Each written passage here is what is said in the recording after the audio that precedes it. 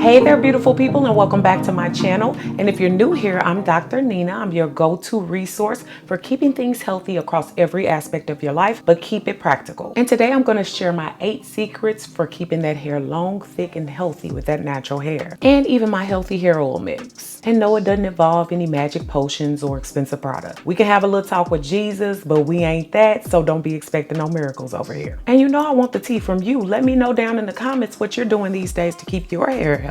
And this time your girl remembered to list all the products that I'm mentioning, as well as some of my favorite healthy hair tools. Oh, and I threw in my stylist that I always talk so highly. And don't forget to like this video. It is free $99, okay? I want to stay in your algorithm and keep giving you the good. Let's get into this video. First off, auntie, sister, cousin, friends, let me remind you that all of our hair grows the way that it does. My hair might not be like yours, or yours might not be like someone else's. But remember that we all have different factors that factor into that, like our genetics and our environment, other things. But it is always a wonderful idea to take the best care of your hair possible. Y'all know I always say you cannot outrun a bad diet, and neither can your hair, so we got to eat right. And many of you all have asked me or called me out in recent natural hair videos, which have been far and few in between, to make sure that I mention the role of my diet in hair growth and hair, retention as well, and length retention. And you're absolutely right. I cannot say or state that hard enough that my diet, which is rich in omegas, zinc and iron,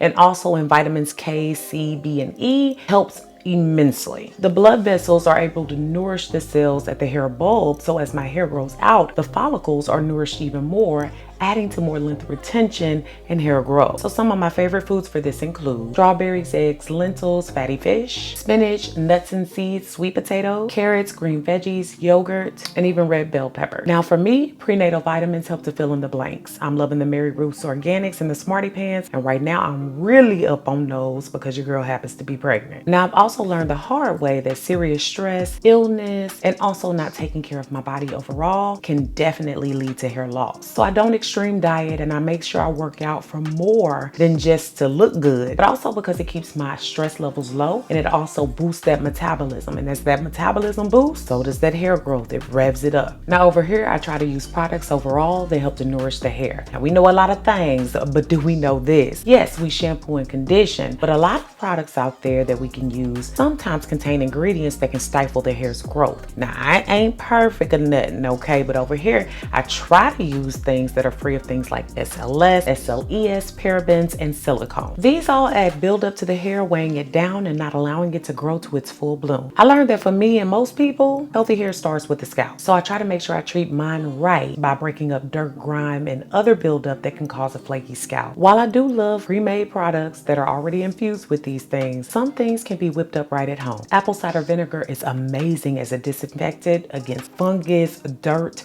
and product buildup, and other things as well. I usually get this through use of things like shampoos and other means in order for me to get a good rinse through my scalp. I also include a link down below of how to make your own apple cider vinegar hair rinse. Now I love mixing in peppermint and tea tree oils when my scalp needs a good cleansing, as I call it, but really a good treatment. Y'all asked for a good oil mix, okay? And I made sure that I put all parts that I use down below. You can adjust these to your needs in whatever bottle size you have, but I've also linked down below my favorite bottles. I use jojoba oil, olive oil, castor oil, peppermint, lavender, and tea tree. Now this oil mixture is special because it soothes my scalp so good, and it helps to stimulate hair follicles to promote healthy hair growth. On top of that, when my scalp is itchy, or let's say I have some braids or anything like that, it works so great, and it helps to clear up the patches of my scalp because it can get patchy. I lay low on the use of hot tools or tools that use excessive heat. I actually learned this when I wasn't natural, because all that extra heat will have your hair looking ate up and parched. Y'all know what I mean. Now some of y'all demonize using any kind of heat at any time, but I really do think it depends on the head of hair. I'm a low heat user, so I use things that can style my hair with limited amounts of direct heat. I use a diffuser, especially when my hair is wet and I'm doing a wash and go, and I want to fluff out the curls without really messing up the definition so much. I also use a seated dryer with low heat settings from time to time. This is great for when I want to do a great deep conditioner or a more longer term style, like any twists or a twist out or even a roller set. Now my favorite dryer right now is the Rev Air.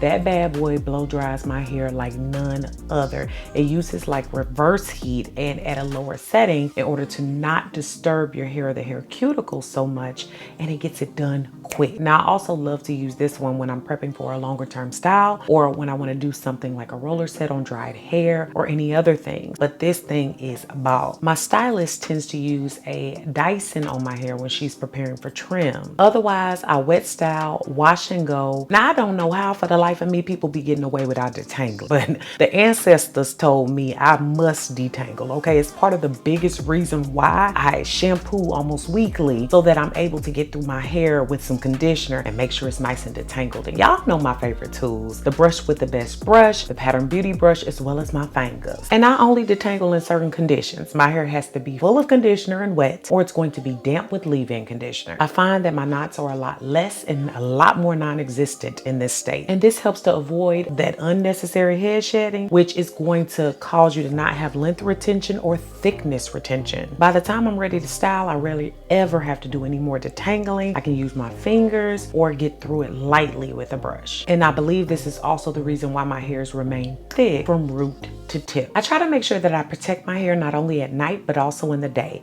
Of course, I sleep on a satin pillowcase or a satin scarf when it'll stay on. This helps to maintain hydration, but you need a little bit more. If y'all notice, when I show y'all my videos on hygiene routines or pamper routines, I keep my hair wrapped up, especially when I've washed it with like a microfiber towel or maybe something silk around the edges or something that's going to keep extra product from getting to my hair. Now, the reason why I do this is because certain products getting in your hair can be detrimental. It can dry your hair out. It can take your edges out. It can bother the rest of the hair that you have. And let me tell you how I know. Because your girl couldn't figure out for the life of me why my hair was turning blonde around the edges. It just wasn't hitting my brain. I was really using benzoyl peroxide washes on my face and it was getting into my hair. So imagine walking around with jet black hair. Y'all know what my natural hair color is, with edges that was blonde, okay? Not a good look for my hair and not a good look for the health of my hair. And this also factors into accessories that I use often and that I love. Like my glasses from Warby Parker, which y'all know I love, and those are not messing with my length retention goals. And I'm happy to say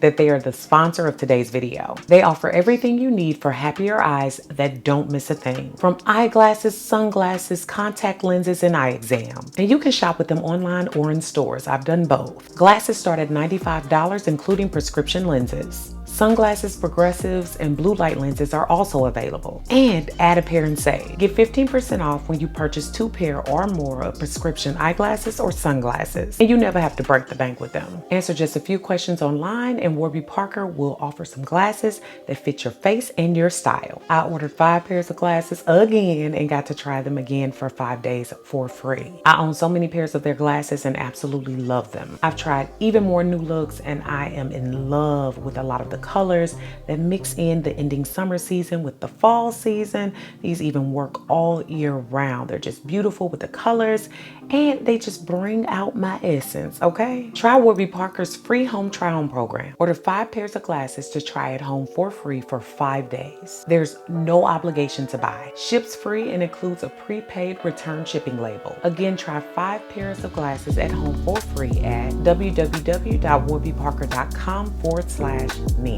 Now, I can't say this enough, but it's definitely important to check on the softness or the hardness of your water, and not a lot of us think about that. Now, it's cute to get a water test and everything, but you can check on that for free 99 on ecopure.com, okay? And let me tell you, it breaks down by region how hard or harsh your water could actually be. And here in Texas, it's hard. So you can get a whole system or a purifier to help you in softening your water for your hair as well as for your body. And my cheap trick for this is using the Aquasana water head, which or shower head, which is great because it has a little purifier that comes with it. And you're not paying to soften your whole system. Now they offer that, but I love just getting the little purifiers that work really well, and you change them out once a year. Y'all, I have bragged about this thing several times. Get you one. My hair feels so soft and fluffy when I'm using it and after, and I feel like my products penetrate much better. And besides just purifying your water and using it on yourself, you need to be drinking it. Water contains tons of vitamins and minerals that your body needs. Plus, since natural hair is always craving moisture, why not give it what it needs from the inside out? I strive for a gallon or close to it daily. I try to use low maintenance protective hairstyles that don't require much. My protective styles are usually loose buns, low buns and braids, as well as updos, or even, of course, just regular traditional braids or twists. But if they're done incorrectly, braids can cause more harm than good, believe me. Y'all know them little bally balls that get at the edge because of product buildup, or that you have not taken the braids out or refreshed them enough. Baby, let them twist a few days.